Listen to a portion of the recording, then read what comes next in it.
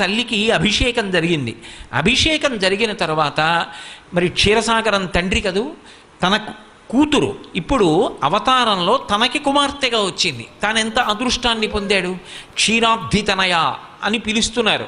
ఇప్పుడు తనకు ఒక యశస్సు, ఒక కీర్తి లభించింది.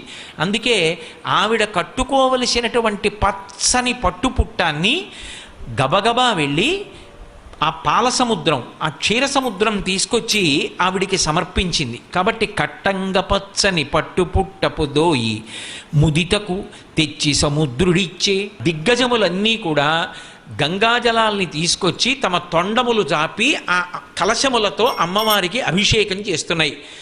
ఆమె ఆవిర్భవించినటువంటి ఉత్తర క్షణంలో దేవతలందరూ కూడా పరమ ప్రశాంతతని పొందారు. తిరిగి వారికి ఐశ్వర్యము లభించింది అన్న మాట ఇంకా వేరుగా చెప్పవలసిన అవసరం లేదు. ఎప్పుడైతే ఆ తల్లి